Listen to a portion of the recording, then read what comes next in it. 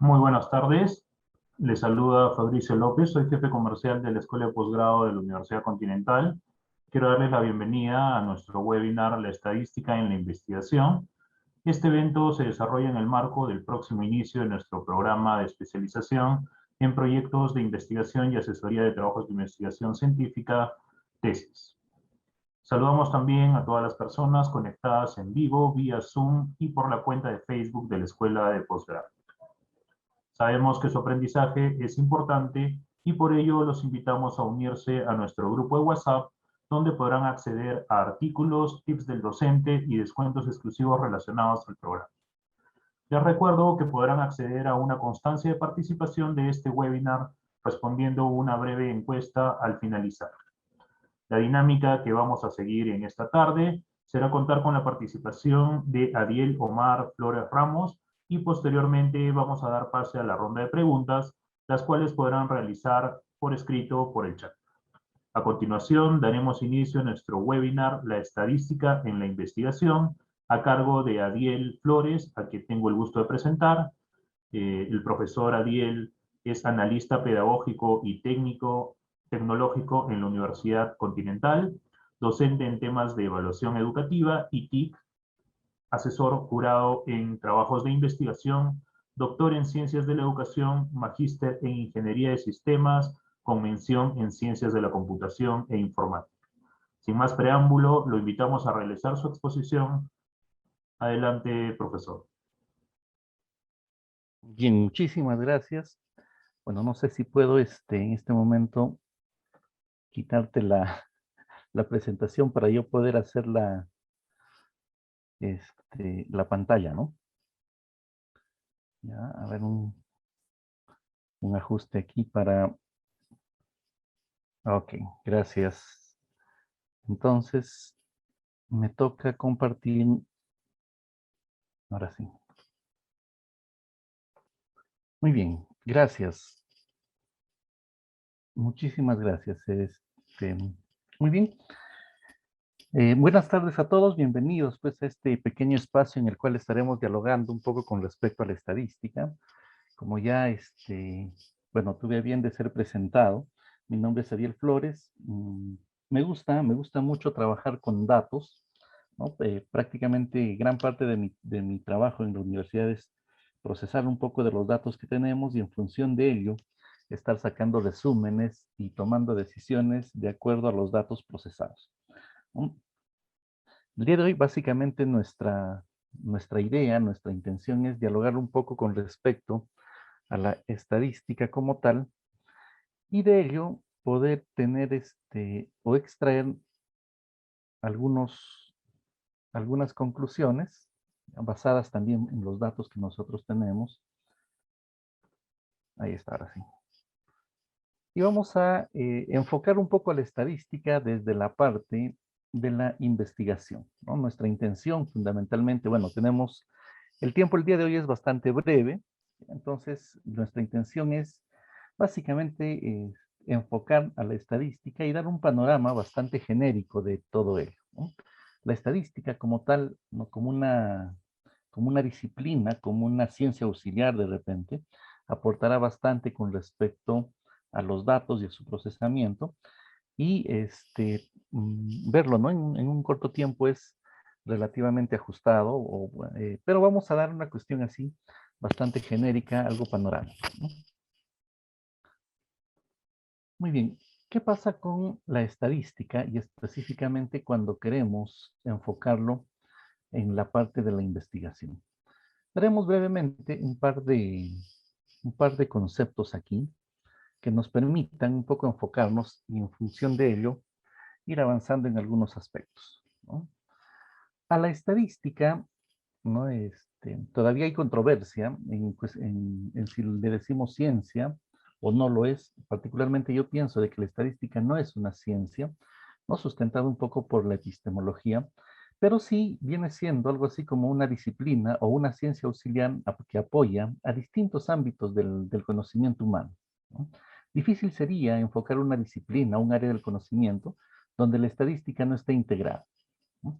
Y en este caso podríamos decir de que la estadística la definimos como un conjunto de técnicas para la colección, manejo, descripción y análisis de datos, de manera tal que los resultados obtenidos de su aplicación tengan un grado de aplicabilidad específico con su nivel probabilístico indicado.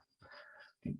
Aquí tratamos un poco de enfocar algunas técnicas y le llamamos, ¿no? Básicamente un poco la descripción de los datos para luego analizarlos y contrastarlos, su grado de aplicabilidad, a nivel probabilístico, ¿no? Entonces, ya las probabilidades, en todo caso, un poco de las ciencias matemáticas, apoyan en este lado.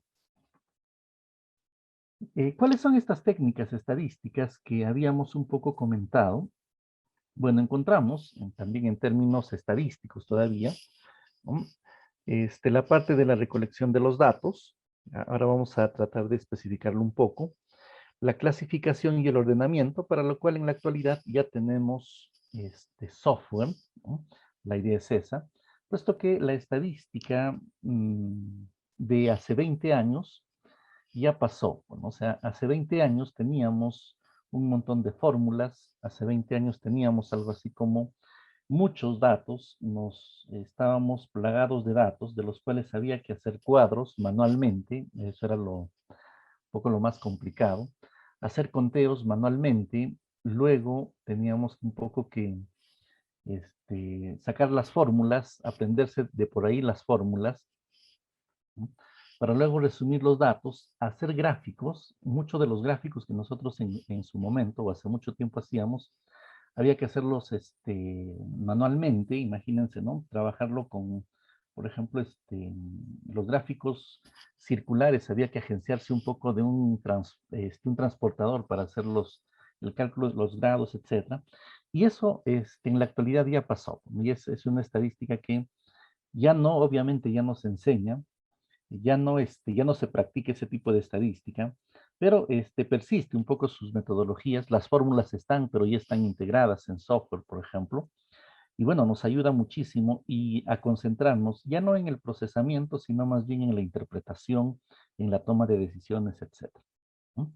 La estadística nos apoyará también presentando nuestros datos a través de textos, obviamente descripciones o conclusiones, las tablas y algunos gráficos que se vuelven cada vez más importantes porque los gráficos permiten, ¿no? En un solo vistazo saber de lo que se trata y cuáles son los resultados a los que hemos llegado. Por ahí decíamos también de que la estadística, ¿no? O se lee en algunos casos que es la ciencia de los resúmenes, ¿no? En todo caso, una gran cantidad de datos serán resumidos con la finalidad de ser presentados para tomar decisiones, ¿no? Se analizan los datos, felizmente, como les decía, ya tenemos software, y aquí encontramos varias técnicas para poder analizarlas. Obviamente, en función del objetivo que estamos persiguiendo, podremos extraer los datos para luego tomar las decisiones correspondientes. En ese sentido, entonces, nos hacemos la siguiente pregunta, ¿no? ¿Por qué es importante la estadística en la investigación? Bueno, en este caso, vamos a enfocar un poco la estadística dentro de las investigaciones que les llamamos cuantitativas, ¿no? Sin quitar un poco el sentido de la estadística en la cualitativa, pues obviamente las técnicas serán un poco distintas, el análisis será distinto, pero en este caso estaremos un poco conversando sobre la estadística apoyada hacia la investigación con enfoque cuantitativo, ¿no? En ese sentido, ¿por qué es importante la estadística en la investigación? ¿No? Bueno, básicamente tres aspectos yo considero importantes dentro de la investigación y cómo la estadística va a aportar o apoyar a la investigación. En principio, nos apoyará con técnicas para el planteamiento de la metodología, que ahora vamos un poco a comentar. Nos permite describir y explicar los fenómenos basados en los datos, ¿no? Ahí tenemos el hecho de el poder trabajarlo con la parte descriptiva de los datos y es básicamente una primera gran aproximación de nosotros hacia los datos y de la investigación hacia los resultados, ¿no? nos permite contrastar nuestras observaciones con las probabilidades, ¿no? Entonces, una segunda parte, de repente, ya dentro de los datos, vendría siendo la parte analítica, inferencial, a través de la cual podemos establecer, ¿no? Y a sacar algunas conclusiones, pero estas, siempre que las vamos a contrastar o las vayamos a contrastar con las probabilidades y su cálculo, ¿no?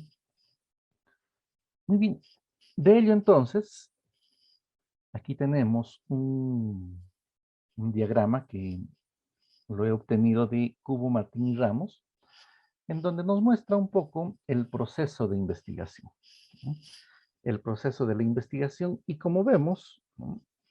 Y en todo caso, la intención es enfocar al proceso, ¿no? Como una secuencia, como una metodología de una secuencia de pasos, o lo que en otros contextos le llamamos un sistema, ¿no? Y la estadística en este sistema es una parte, ¿no? Si bien es cierto, una parte importante, por ahí de repente una parte que complementa, una parte relativamente importante, ¿no? De la estadística, pero a lo que quiero un poco enfocar es que la estadística es una parte de este sistema. No lo es todo, definitivamente, ¿no? Porque tampoco es la parte más importante, pero sí es un componente, ¿no? Y como sabemos, si a un sistema le falta un componente, pues ya no sería un sistema. Entonces, es un componente de este sistema. Repito que no es la parte más importante, digamos, pero obviamente, ¿no? Si nos haría falta, nuestra investigación estaría incompleta, digamos. Pero darle un poco el sentido a la estadística y como repito, ¿no? Ya el tiempo de la estadística con fórmulas ha pasado y más bien nos concentramos en una estadística más interpretativa que apoye directamente a la investigación. Ok, entonces yo enfocaba un poco estas tres partes a través de la cual podemos un poco establecer cómo aporta dándonos algunos apoyos con respecto a la metodología, ¿no? En principio y en general nos enfrentamos a la población y a la muestra. La estadística aquí nos brindará algunos aspectos y algunas técnicas para definir especialmente nuestra muestra, ¿no? Dado que la población de alguna forma ya está enfocada, ya la conocemos, y la estadística nos permitirá de alguna forma delimitar nuestra muestra. Pero antes de eso, o sea, siempre está, o sea, la estadística en sí misma no va a resolvernos el problema.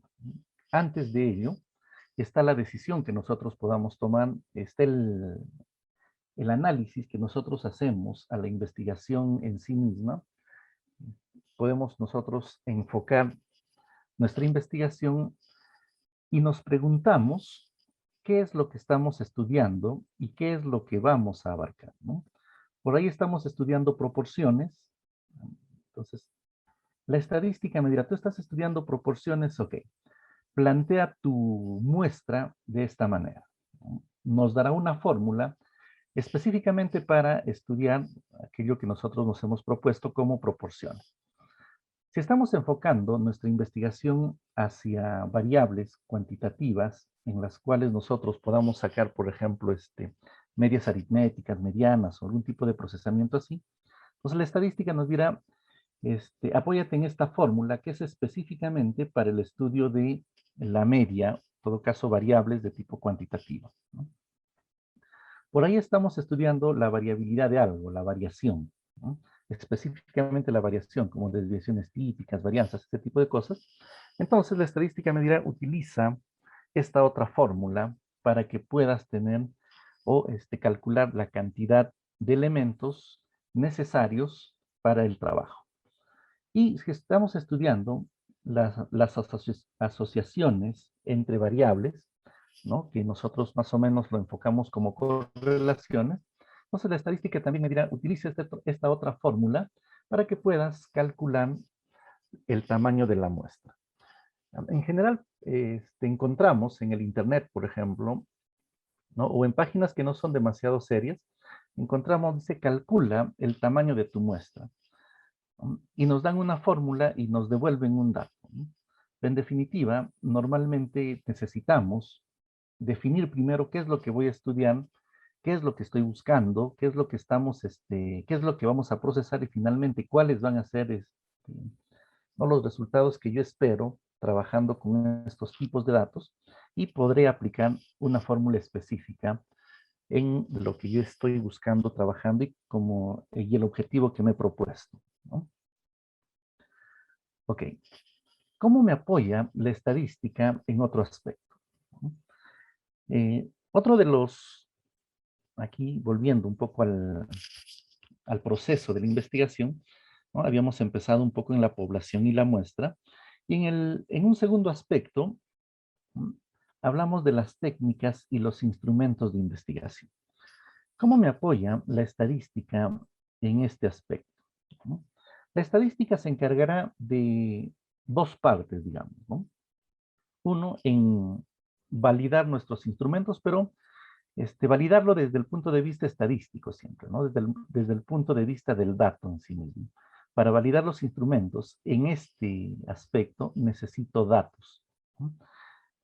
Y obviamente estos datos van a partir de una prueba piloto. Cuando yo diseño mi instrumento, necesito validar a través de repente, los criterios de expertos, pero aplicar una prueba piloto para tener datos y en función de ello hacer una validación estadística, ¿no? Lo que le llamamos un poco una validez de constructo, en el cual la estadística nos apoyará dándonos técnicas como el análisis factorial exploratorio, el análisis factorial confirmatorio, que en realidad lo que hace es analizar los datos, explorar un poco las respuestas de la prueba piloto, eh, irá contrastando y nos dirá, ¿no? Cuáles son las dimensiones que ha encontrado la estadística, fíjense, y si coincide con lo que nosotros hemos propuesto o hemos construido como instrumento, ¿no? Entonces, bajo ese aspecto, mm, tenemos a la estadística como una técnica o como una herramienta que nos ayuda a validar nuestros instrumentos. Y por otro lado, encontramos a la confiabilización de los instrumentos, ¿no? Es decir, la estadística nos apoyará confiabilizando nuestros instrumentos y en este caso también encontramos algunas técnicas que nos ayudan, ¿no? Entre ellas tenemos el análisis de la estabilidad temporal del instrumento, es decir, aplicándolo como en algún momento decíamos, un test y un retest, ¿no? Pasado un tiempo, y vemos si es que el instrumento es estable en el tiempo. Otro de las técnicas en la confiabilización de los instrumentos, obviamente para ello necesitamos datos, ¿no? Recordemos ello, está aplicando pruebas paralelas. Nosotros o el investigador construirá dos versiones de lo mismo, las aplicará y observará si es que este instrumento, ¿no? Establece o está midiendo lo que en su momento se ha definido. Tenemos a la confiabilización de los instrumentos y a su evaluación de la consistencia interna, ¿no? Y aquí encontramos quizás un poco más de lo que es conocido como pruebas tipo alfa de Cronbach, por ejemplo, ¿no? Aquí están en general cuando trabajamos instrumentos tipo escalas de Likert, encontramos a alfa de Cronbach, encontramos también para la evaluación de instrumentos de tipo con variables dicotómicas, ¿no? Cuando respondemos verdadero o falso, sí, no, de acuerdo, en desacuerdo, etcétera, lo que se llama el KR20 para este tipo de evaluación, y también pruebas de concordancia como el índice de capa. Aquí entonces la estadística nos está brindando algunas técnicas para poder en su momento validar nuestros instrumentos y también para confiabilizar nuestros instrumentos, ¿no? Pero necesitamos datos, o sea, la estadística va a trabajar en ese sentido, analizando datos que podrían provenir de una prueba piloto y una aplicación previa, ¿no? A un pequeño grupo de personas, antes de la muestra, antes de aplicarlo a la muestra correspondiente. Por otro lado, también dentro de esta dinámica, ¿no?, de la estadística, encontramos que nos apoya en la recopilación de datos. Los instrumentos, una vez que se han ido validando y confiabilizando, podrán ser aplicados. Y en los instrumentos encontramos a varios de ellos, como por ejemplo, varias técnicas también, como la entrevista, ¿no?, los cuestionarios, la observación en sí misma y el análisis documentario. Muchas de las pruebas que nosotros vamos a hacer más adelante y dentro del análisis mismo de los datos, vamos a necesitar aleatoriedad, por ejemplo, ¿no? En general, cuando se hacen pruebas paramétricas, uno de los requisitos para una prueba paramétrica va a ser, por ejemplo, de que nuestros datos hayan sido seleccionados de manera aleatoria. Ocurren muchos casos en los cuales nosotros contamos ya con los datos, ¿no?, y nos proponemos a analizarlos. Entonces, cuando nosotros analizamos datos y requerimos aleatoriedad, nos apoyamos también de una prueba, ¿no?, que se llama la prueba de rachas para detectar aleatoriedad en nuestros datos. Nuestros datos en sí misma, ¿no?, si es que necesitamos aleatoriedad, pudieron haber sido seleccionados mediante, intencionalmente, por ejemplo, o por ahí han aparecido elementos que secuencialmente no parecieran estar seleccionados de manera aleatoria, ¿no? Una prueba de rachas siempre es bueno para detectar aleatoriedad en nuestros datos y poder continuar con el trabajo que nos hemos propuesto. Ok. Seguidamente, analizamos nuestros resultados, ¿no? Y aquí quizás vendría una primera gran parte con respecto a cómo analizamos nuestros datos y cómo la estadística aportará en este sentido. Aquí, en principio, necesitamos apoyo de un software, ¿no? El software, obviamente, lo que hace y lo que va a hacer es agilizar nuestros procedimientos, ¿no? Como les decía, hace mucho tiempo teníamos que contar los datos, quizás manualmente, hacer cuadros, hacer cálculos, ¿no?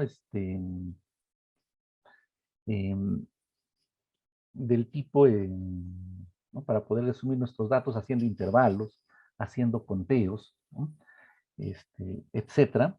Ese tipo de estadística ya pasó, comentábamos, y más bien el apoyo de un software se hace necesario para agilizar nuestros procedimientos y especialmente tener exactitud en función de nuestros resultados. Basado en ello, ya nuestras decisiones podrán ser tomadas con mayor precisión y con mayor exactitud, ¿no? Muy bien. Y en ese sentido, encontramos en el mercado bastante software, ¿no? Software licenciado, software libre, ¿no?, que nosotros podemos muy bien utilizar para esta finalidad. Entre ellos, siempre es necesario apoyarse eh, ¿no?, en lo mejor de cada software, ¿no?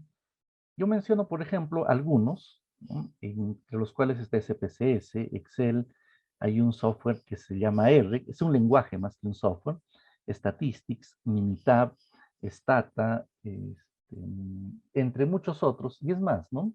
En el mercado también encontramos complementos para determinados softwares, como por ejemplo hay un complemento para Excel que lo convierte en una herramienta potente para específicamente hacer análisis de estadístico, ¿no?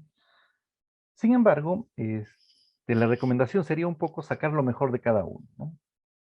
Por ejemplo, SPSS es súper potente, ¿no?, sacando pruebas de tipo T, sacando pruebas no paramétricas, etcétera. Pero por ahí, ¿no?, su debilidad quizás, ¿no?, eso ya depende de cada uno, estará un poco en presentar datos, por ejemplo, ¿no? Nos presenta datos en cuadros que muchas veces aparecen desordenados o en, en cuadros demasiado abundantes, ¿no? Y en ese sentido, entonces, mejor, por ejemplo, para hacer algunos gráficos, yo les recomendaría trabajarlos con Excel porque los hace más rápido, son mucho más manipulables y tienen una presentación en un aspecto un poco mejor. por ejemplo, ¿no? Sacar un poco de cada uno. Por otro lado, hay una prueba, por ejemplo, la prueba de concordancia de capa, que es básicamente para observaciones, en el cual el SPSS solamente lo puede hacer con una tabla cruzada, por ejemplo, ¿no? Mejor dicho, con dos observadores, ¿no? Mientras que R, que es un lenguaje, lo puede hacer con múltiples, multidimensional, ¿no? Con muchísimas observaciones, por ejemplo. Y R es gratuito, solo que es un poco dificultoso en su sintaxis y en su procesamiento, ¿no? Entonces, sacar un poco, aprovechar un poco de lo mejor que tienen cada uno. Excel tiene una parte, este, una parte importante con respecto a la estadística. Puede hacer varias pruebas, solo que hay que activarle su complemento, ¿no? De análisis de datos, pero es bastante potente, lo puede hacer, solo que hay que aprender un poco más. No es tan intuitivo como el SPSS, ¿no? Hay que aprender algunos otros procesos y tener bien en cuenta lo que estamos analizando. Pero como les decía, ¿no? Sacar lo mejor de cada software, ¿no? Y entre ellos hacer una tabla de frecuencia, por ejemplo. Podemos hacerlo con el SPSS en un par de clics, ¿no? Lo que Excel no puede hacer. Hay que aplicar fórmulas, hay que aplicar algunas funciones. Entonces, saco un poco lo mejor de cada software y acomodo un poco mi metodología a lo que necesito, ¿no?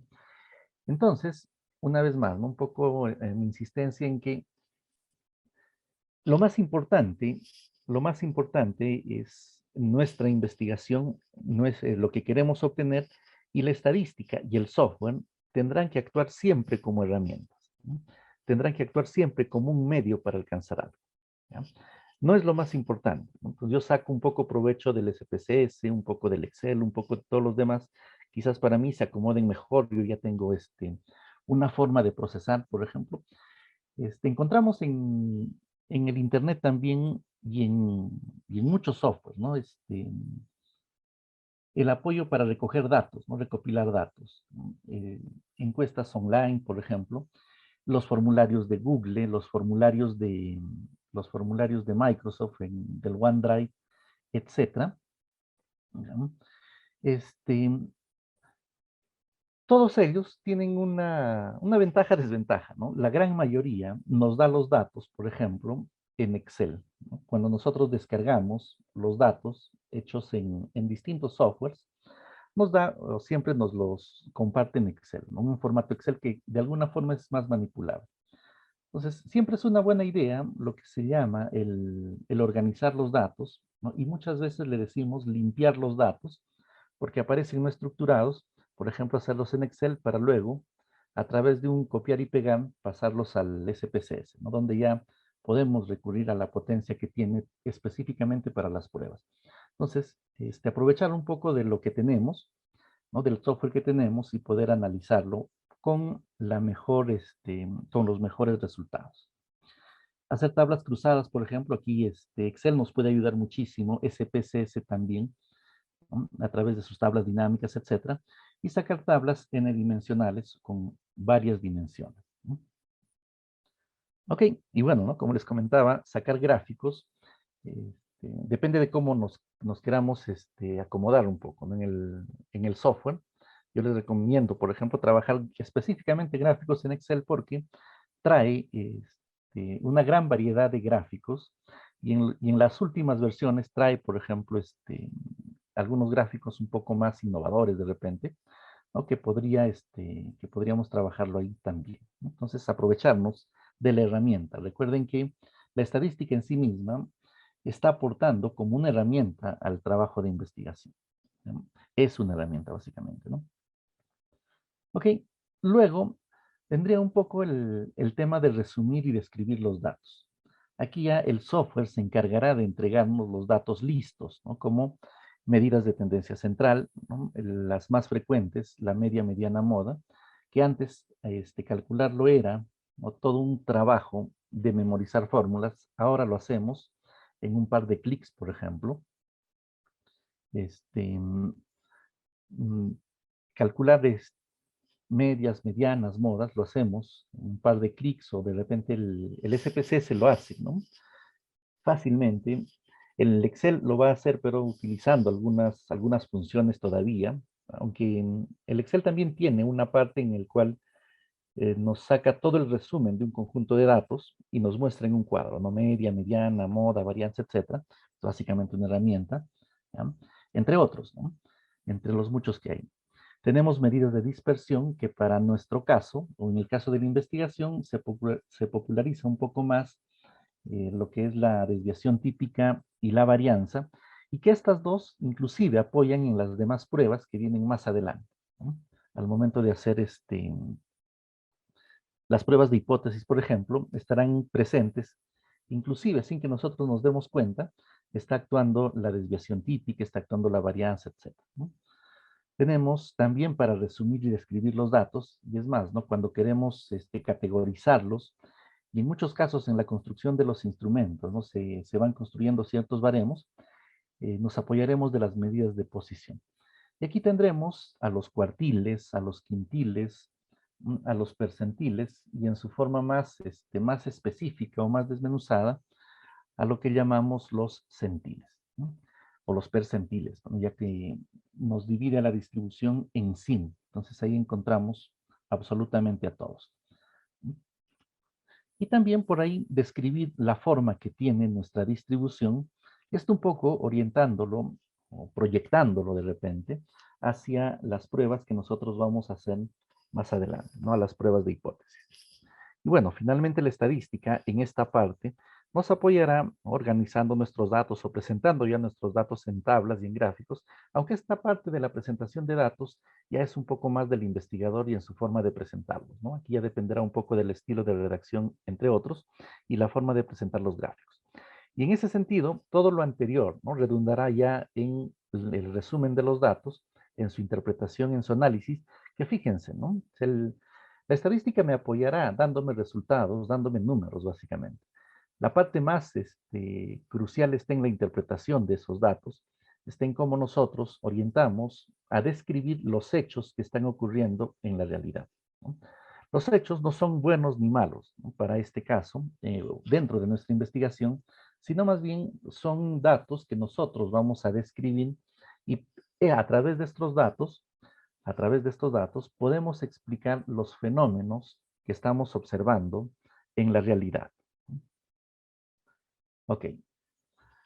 Y seguidamente, ya tenemos la parte de la verificación, que es parte del análisis de los datos, del análisis de los resultados que hemos nosotros recogido, hemos obtenido muchos valores, hemos obtenido números, y finalmente nos encontramos probando nuestras hipótesis.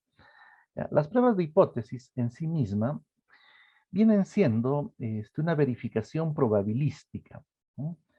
En algunos casos, a veces, ¿no? Cuando ya utilizamos un poco el software también nos da números, a quien le toca decidir es a nosotros, ¿no? Y en algún caso nos encontramos en el hecho de que este, nos resulta difícil de creer de que las pruebas de hipótesis en sí misma son pruebas de tipo eh, probabilísticas, o sea, es un cálculo de probabilidades. Y este cálculo de probabilidades nos indicará si estamos, entre comillas, yendo por el buen camino o quizás estamos encontrando algunos datos o algunos resultados que no eran los que nosotros nos habíamos propuesto. Una verificación de las hipótesis podrá ayudarnos en ello, ¿no? Entonces, la prueba de hipótesis nos permite probar probabilísticamente, y es el detalle, ¿no? Si nuestros hallazgos son hechos ocurridos por el azar o por el efecto significativo de alguna variable. Las pruebas de hipótesis también en mucha bibliografía son llamadas pruebas de significancia, ¿no? Entonces ahí encontramos básicamente una comparación probabilística de que aquello que yo me he propuesto o he investigado ha ocurrido realmente por la intervención de las variables o es que simplemente han ocurrido por el azar, ¿no? Cuando vamos a hacer una prueba de hipótesis, ¿no? Debemos considerar la forma de la distribución de nuestros datos, ¿no? ¿Cuál es el comportamiento de los datos que nosotros hemos recogido y que hemos procesado de paso? La naturaleza y la escala de la variable, ¿no? Un par de de elementos que van a decidir o definir cuál es la prueba que yo debo realizar, cuál es la prueba más idónea que voy a realizar, y el número de muestras que he recogido o las muestras recogidas a través de población. En ese sentido, entonces, nuestra distribución quizás proviene de un conjunto de mediciones, decimos, que se aproximan a la normalidad, ¿no? Y muchas veces, cuando nos ponemos a analizar la normalidad, ¿no? Pensamos de que este hecho es sumamente complejo. Sin embargo, la normalidad existe en la naturaleza, ¿no? Pues todo aquello, todas aquellas mediciones que provengan de elementos naturales, posiblemente sigan, se comporten de acuerdo a la curva normal, ¿no? Entonces, y nos ponemos a pensar qué es la curva normal o por qué la normalidad, ¿no? Simplemente, cuando hacemos nuestro gráfico, se debe aproximar a la forma de una campana, ¿no? Y aquí encontramos también, ¿no?, varias discusiones con respecto a la estadística, porque, ojo, ¿no?, la estadística en la investigación no se comporta como las matemáticas, ¿no? En las matemáticas encontramos cálculos muy exactos, muy específicos, describen algunos hechos. En cambio, en la estadística no, es más interpretativa. Encontramos resultados, valores que son muy bien sometidos a discusión, nos apoyamos obviamente en los elementos matemáticos, pero que gran parte de ello, repito, es interpretativo. En las pruebas de normalidad encontramos, por ejemplo, a las pruebas de Kolmogorov-Smirnov y a la de Shapiro-Wilk. Sin embargo, antes de ello, en todo caso, se toma como requisito en muchas de las pruebas, ¿no?, y se apoya en la estadística misma, en donde encontramos al famoso teorema del límite central, ¿no?, el cual nos dice de que si yo tengo mayor cantidad de datos, ¿no?, mis mediciones se harán haciendo casi normal, ¿no? Entonces, si mis datos, por ejemplo, no superan una prueba de normalidad, muchas de las pruebas toman como requisito ya no a la forma, sino a la cantidad de datos, apoyados precisamente en el teorema del límite central, ¿no? Si tengo muchos datos, no necesito hacer pruebas de normalidad, por ejemplo, y no se toman como requisitos para decidir una prueba paramétrica, ¿no? Y eso es todavía un poco en el ámbito ¿no?, de la contrastación de los datos y en la decisión si más adelante estos van a ser paramétricos o no paramétricos. Sin embargo, si tengo pocos datos, ¿no?, entonces puedo someterlos a prueba, de tal forma que me ayudan a decidir si es que voy a probarlos a través de una prueba paramétrica o no paramétrica. Obviamente, repito, siempre está el criterio del investigador, siempre está el criterio del que analiza los datos para decidirlo, ¿no? O sea, no hay que tomar a la estadística como una camisa de fuerza, sino más bien interpretativo, con bastante criterio, de tal forma que podamos nosotros llegar a mejores conclusiones. Aquí tenemos algunas pruebas que nos ayudan a comparar cuando nuestra variable es cuantitativa, ¿no? Y en general comparar medidas de tendencia central a través, ¿no?, de las medidas de tendencia central como la media aritmética y la mediana. Y por ello que en principio nos preguntaremos si es que nuestros datos son normales o no lo son, o si siguen una curva normal, ¿no? Si es que siguen una curva normal o se aproximan mucho a una curva normal, entonces elegiremos, para contrastar nuestras hipótesis, una prueba de tipo paramétrica. Pero fíjense que va a depender, como habíamos mencionado, va a depender de la cantidad de grupos que estamos analizando, de la naturaleza y de la escala de la variable. Y en ese sentido, por ejemplo, dentro de las pruebas paramétricas encontramos a la prueba TED-Student, que nos permite hacer comparaciones de nuestros datos, ¿no? Digamos, yo he recogido datos en una sola muestra y las quiero comparar con un dato de la comunidad científica, algún dato bibliográfico, etc. Puedo hacer una prueba TED-Student para una muestra, TestStudent para comparar dos grupos, por ejemplo, en función de su media aritmética, para saber, por ejemplo, ¿no? Entre dos salones de estudiantes quién tiene mejor rendimiento o no, ¿no? Inclusive, cuando quiero hacer pruebas para datos, a los cuales llamamos datos relacionados o datos pareados, ¿no? En los términos de la estadística, utilizar una prueba TestStudent. Pero va a depender de cómo se comportan nuestros datos, ¿no? De cuántos grupos tengo, etc.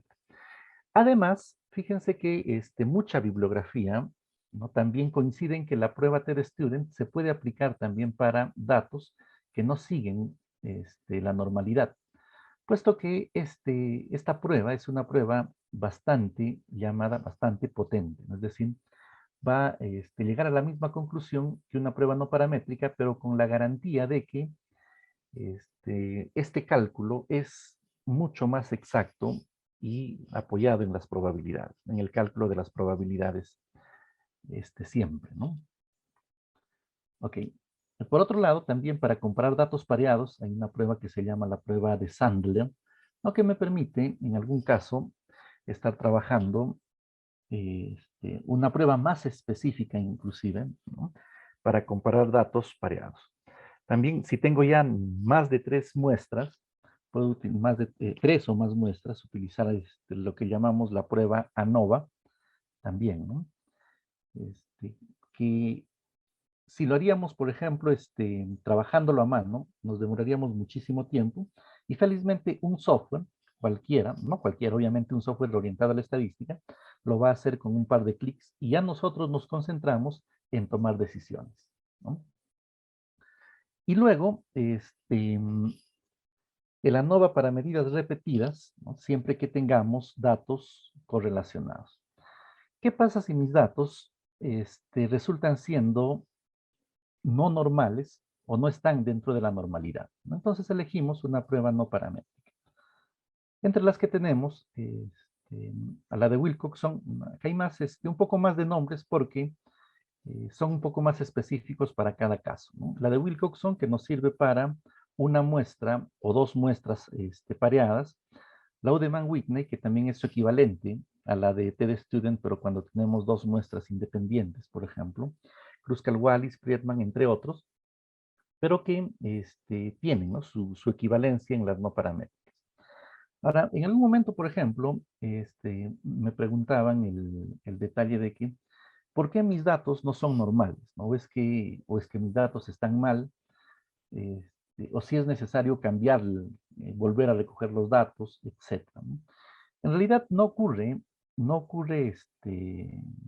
nada, ¿no?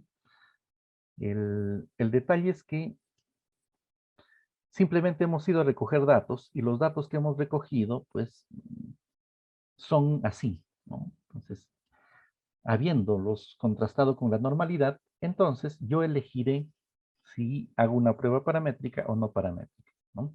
Es como cuando vamos a recoger, por ejemplo, analizar el agua de determinado lugar, pensábamos que estaba contaminado y no lo estaba, simplemente es eso, ¿no? O sea, de que los datos que sean normales o que no sean normales, no es que estén mal o estén bien, simplemente los datos son diferentes, ¿no? Ok. Cuando queremos analizar, por ejemplo, a la variable cualitativa, ¿no? En este caso las variables cualitativas normalmente están basados este, en conteos o en proporciones, a los que llamamos, ¿no? Entonces, aquí hacemos uso de algunas pruebas que también las estadísticas nos apoya, nos ayuda para contrastar en función de la cantidad de datos. Las variables cualitativas normalmente las contrastamos por conteo o por proporción, ¿no? En porcentajes, más del 50%, ¿no? Una comparación con lo que ya teníamos, una comparación entre grupos, etc. Y aquí utilizamos algunas pruebas como, por ejemplo, la prueba Z, las pruebas de bondad, que en este caso nuestros indicadores se basan en chi cuadrado, una prueba binomial, ¿no? Que también se traduce a éxitos y fracasos en función de las proporciones, ¿no? Conteos, básicamente para las variables cualitativas, y si es que nuestro objetivo es compararlo, básicamente, ¿no? Ok, y si es que nuestro objetivo ha sido encontrar asociaciones o correlaciones entre los datos, ¿no? La estadística nos apoya brindándonos también las pruebas específicamente para la asociación o la correlación, ¿no? Aquí encontramos, por ejemplo, a la prueba de chi cuadrado y sus variantes, ojo, ¿no? Porque la prueba chi nos indica, ¿no?, si es que existe asociación o si es que no existe asociación entre dos variables que estamos estudiando, ¿no? Chi cuadrado se basa en conteos, en la cantidad de datos que yo tengo. Los clasifica y por número de datos o por cantidad de datos nos dirá si es que existe asociación o no existe asociación entre dos variables. Sin embargo, no nos dice este, qué tan fuerte es esa asociación, por ejemplo, ¿no?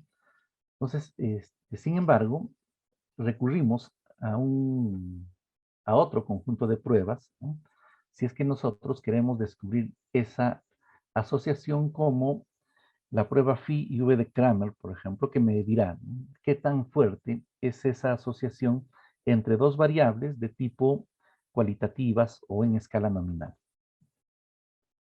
Aquí entonces recurrimos a chi cuadrado y a sus pruebas de homogeneidad y a sus pruebas de independencia, ¿no? En ambos casos, en el procedimiento, en el proceso, es el mismo procedimiento. Sin embargo, ¿no?, la parte del investigador es la interpretativa y la que nos dirá cómo se están asociando estas variables, ¿no? Ok. Y por otro lado, encontramos las pruebas para descubrir si es que existe o no también, ¿no?, correlación cuando los datos ya están en una escala un poco diferente, ¿no?, en una escala de tipo intervalo o razón. Y aquí encontramos, por ejemplo, a R de Pearson, encontramos a tau B de Kendall, a la correlación de Sperman, dependiendo, como en casos anteriores, al tipo y escala en el cual se encuentran nuestros datos, ¿no? Por ejemplo, R de Pearson, considerado, ¿no?, como una prueba paramétrica, cuando nuestros datos, especialmente por nuestros datos, son mediciones, ¿no? Son mediciones con respecto a algo. Algo así como nuestra variable está en escala o de tipo intervalo o de tipo razón. Mucha bibliografía dice de que para aplicar R de Pearson necesitamos de que los datos se aproximen a la normalidad, ¿no? Pero también ya específicamente en el ámbito de la investigación, es suficiente de que nuestros datos estén en escala de intervalo o razón. Ahí puedo aplicar la R de Pearson, ¿no?, que de paso, cuando hacemos comparaciones, es quizás muy cercano a lo que nos brindan los otros dos, ¿no? Las asociaciones en sí mismas son bastante cercanas. Para probar la correlación, también ahí observamos una prueba de tau B de Kendall, cuando nuestros datos son o están categorizados, ¿no?, en escala ordinal. Siempre que hay algún tipo de orden, algún tipo de jerarquía, podemos aplicar un tau B de Kendall. Y si es que tengo un poco una combinación de ambos, ya podemos aplicar el tau B de Kendall, el RO de Sperman. Ahora, y en todo caso, ¿no?, hemos poco observado de cómo la estadística está aportando, y vuelvo un poco a nuestra primera parte, ajá, aquí está, ¿no?, a este proceso, o al proceso en el cual encontramos a la estadística como parte de este sistema al cual le llamamos el proceso de investigación, ¿no? Una parte importante, sí, pero siempre es una parte, ¿no? Entonces, darle un poco a la estadística ¿no?, este lugar un poco que nos va, que nos va ofreciendo, o las técnicas que nos va ofreciendo, para nosotros poder apoyarnos y llegar a los resultados que nosotros necesitamos o que nosotros estamos buscando, ¿no? Ahora, también un poco para comentarles este detalle, ¿no? Y bueno, porque en la estadística, ¿no?, apoyado siempre en las ciencias matemáticas, encontramos algunas inconsistencias, ¿no? Repito que la estadística ahora ya es interpretativa y depende mucho más de cómo el investigador enfocará los datos y cómo enfocará la obtención de resultados que nosotros necesitamos. Los datos no se pueden cambiar, los datos no son, eh, no van a poder ser eh, definidos de una forma diferente, pero encontramos varios elementos que nos permiten tener mucho más cuidado y mucho más criterio, ¿no? Nos menciona George Bernard Shaw de que la estadística es una ciencia que demuestra que si mi vecino tiene 2 coches y yo ninguno, los dos tenemos uno. Fíjense que en ese sentido la estadística necesita ser interpretada en su verdadera dimensión, ¿no? No es que tengamos cada uno, simplemente que está sacando un promedio. Y no descuidemos, especialmente al momento de analizar datos cuantitativos, no descuidemos ese detalle, ¿no?, de que la estadística siempre trae detrás un cálculo, está trayendo, cuando, por ejemplo, algún familiar nuestro, un universitario, un estudiante de colegio, de la escuela, nos dice que ha tenido una nota de 11, no olvidemos que ese 11 podría ser el resultado de un 10 y un 12, o podría ser el resultado de un 20 y un 0,1, ¿no? Entonces, imaginemos que la estadística tiene que ir un poco más allá, ¿no? O nuestro análisis o nuestra interpretación de parte del investigador tendría que ir un poco más allá. Y por otro lado, si nosotros Perdón, enfocamos interrupción. a la... Profesor Daniel, perdón la Sí, interrupción. Para recordarle que tenemos 5 minutos para poder pasar a la ronda de preguntas, por favor. no te preocupes, estoy finalizando ya Excelente. en esta Bueno, diapositiva. Es- bueno. Entonces, comentaba de que en la estadística, la, el hecho histórico del rey Salomón, lo más saludable sería haber partido al bebé en dos, ¿no? Pero eso es lo que nos había ofrecido la estadística. Sin embargo, el criterio del investigador siempre tiene que estar por delante de todo o ante todo, ¿no? Ahí viene este principal detalle. Ok, y bueno, ¿no?, en ese sentido encontramos también la necesidad de ir interpretando o ir analizando lo que estamos haciendo, más que todo los objetivos que nos hemos propuesto, el problema al cual estamos abordando, y ya la estadística nos apoyará en la descripción y en la contrastación de estos hechos.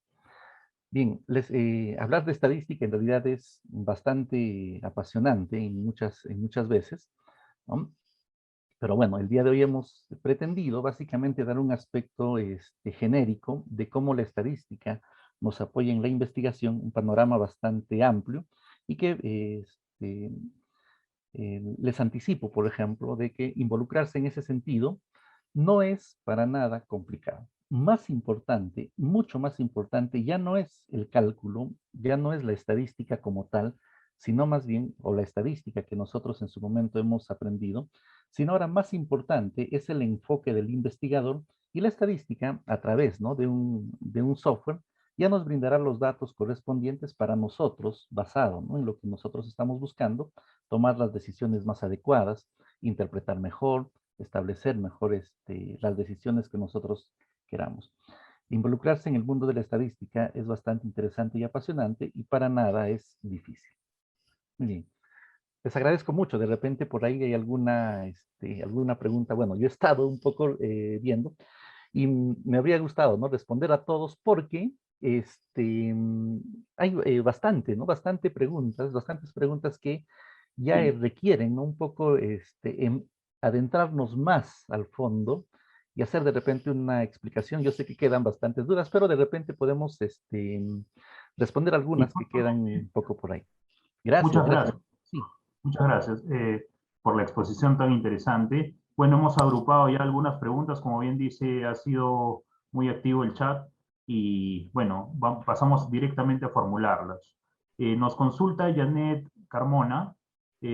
acerca del instrumento. Si el instrumento ya está validado y tiene confiabilidad, ¿es necesaria realizar una prueba piloto?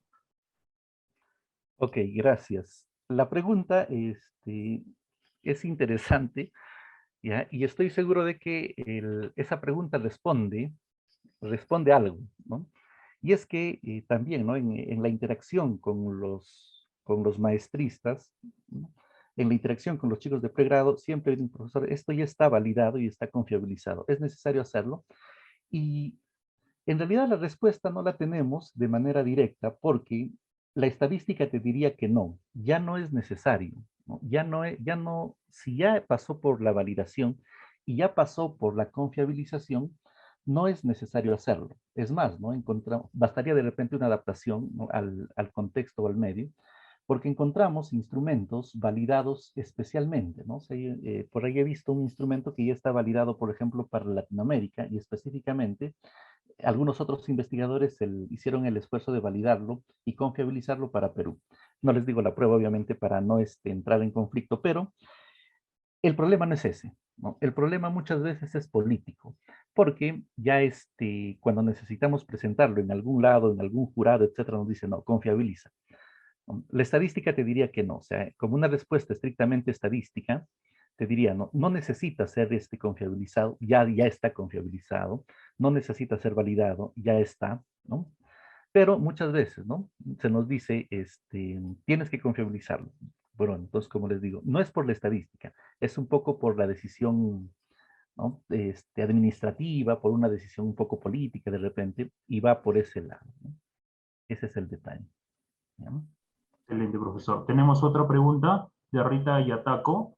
En caso de una escala tipo Likert, aparte del alfa Cronbach, ¿qué otro se puede utilizar? ¿Qué otro instrumento? ¿Qué otra eh, correlación? Ok. Aquí viene un poco el detalle del alfa de Cronbach, ¿no?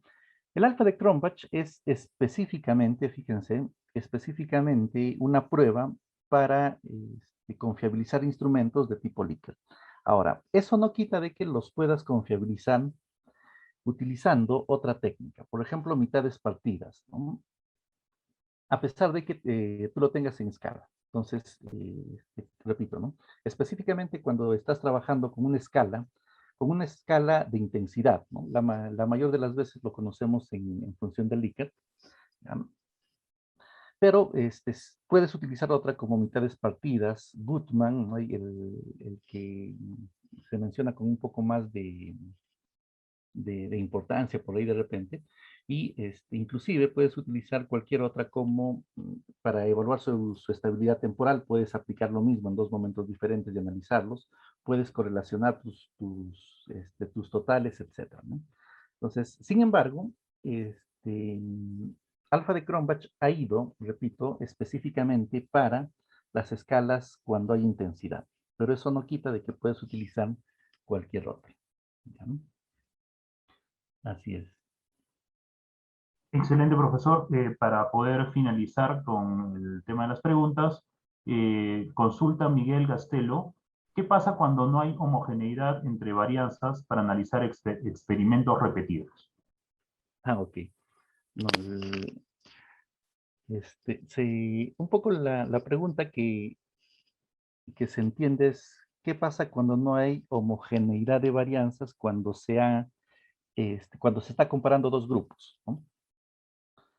Bueno, la respuesta directa sería, no pasa nada, ¿no? Porque software, en todo caso la estadística, te da las dos, vamos a empezar por la estadística clásica, ¿no? La estadística te da las dos opciones, ¿no? Digamos que una fórmula para comparar dos grupos cuando las varianzas son homogéneas, cuando existe homoscedasticidad, y te da otra fórmula para comparar dos grupos este, cuando no existe homoscedasticidad. Y si nos vamos un poco al software, ¿no? De repente, ya yéndonos por el lado de un software, los softwares en general también te dan los dos resultados. No te va a dar la interpretación, te da los números, digamos, ¿no? Te da los dos resultados. Cuando, por ejemplo, SPSS te da los dos resultados y te dice, ¿no? Cuando existe homogeneidad de varianzas y cuando no existe homogeneidad de varianzas. Entonces ya la segunda parte, que es la interpretativa o la de las decisiones, nos tocaría al investigador o le tocaría al investigador como tal, ¿no? Entonces, no pasa nada, simplemente la estadística te brinda las dos opciones, ¿no? Cuando son homogéneos y cuando no son homogéneos. Entonces ya lo segundo es la parte interpretativa que le corresponde al investigador. Así es. Perfecto, profesor. Muchas gracias. Bueno, y continuando con nuestro webinar, quiero comentarles también, bueno, antes que nada, agradecer a todos los participantes por las interesantes preguntas que han planteado. Sabemos que por temas de tiempos y rigurosidad tenemos que ser estrictos y no podemos absolver todas las consultas.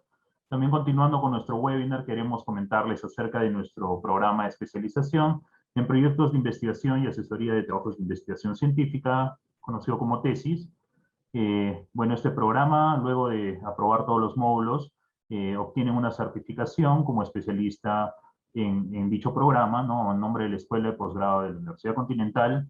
La modalidad que estamos utilizando actualmente son clases a distancia en tiempo real, en el cual pueden interactuar con compañeros y docentes a través de nuestras plataformas.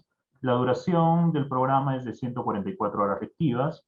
Siguiente, por favor. Bueno, tenemos un plan de estudio a la medida de las necesidades que justamente busca este tipo de certificación, distribuido en 7 módulos que van desde la búsqueda de evidencias, metodología de investigación, elaboración y validación de instrumentos, temas todos tratados, bueno, de manera acotada en este webinar, estadística aplicada en la investigación, estadística aplicada, segunda parte, metodología de la investigación y concluye con la planificación, organización, redacción y asesoría de tesis. Siguiente, por favor. Bueno, nuestra plana docente, encabezada en esa oportunidad por nuestro ponente el día de hoy, el profesor Adiel Omar Flores, a quien he tenido ya el gusto de presentar, con amplia experiencia. También nos acompañan docentes como Alfonso Gutiérrez Aguado, que es coordinador de investigación de la Escuela de Posgrado de la Universidad Continental y magíster en salud, Aldo Aguayo Meléndez, jefe de la División de Investigación de la Oficina de la Fuerza Aérea y doctor en Educación, también con especialización en Lengua y Literatura. Siguiente, por favor. Tenemos una plana docente bastante completa. El profesor Juan José Cárdenas, director académico de la modalidad semipresencial de la Universidad Continental y es conferencista en temas de investigación. El profesor Cristian Mejía, también docente investigador de la Universidad Continental, con experiencia en salud ocupacional, y el profesor César Solís Lavado, también investigador y autor de diversos textos de estadística y didácticas, ha sido jefe en el Instituto Antunes de Mayolo y jurado de tesis, doctor por la UNSP. Siguiente, por favor. También el profesor James Wilfredo Huamangora, autor de publicaciones en temas de investigación. Todos ellos son profesores que practican, que están en el campo de la investigación. Siguiente, por favor. Bueno, pueden consultar también nuestra política de descuentos. Tenemos un descuento corporativo para algunas empresas con las cuales tenemos convenio. Pueden consultar si su empresa tiene convenio con la Universidad Continental y pueden acceder a un descuento especial del 10%. También para nuestros exalumnos y colaboradores tenemos un descuento del 15% y un descuento especial por pagos al contado de hasta 25% en el programa. Siguiente, por favor. Para más informes, contáctense con nuestra asesora que va a estar gustoso de atenderlos, la señorita Carla Cruz del Carpio, asesora de capacitación senior de la Universidad Continental de la Escuela de Posgrado, cuyos teléfonos aparecen en pantalla. ¿Sí? También para mayor información del programa, pueden ingresar al enlace que estamos compartiendo en el chat en este momento. Sí, bueno, tenemos una pregunta ahí, si los descuentos son acumulativos, lamentablemente no, es uno u otro, así que sí pueden consultar todas las políticas de descuento a las que pueden acceder. Para mayor información pueden acceder al enlace que estamos compartiendo en el chat. Y los teléfonos de nuestra asesora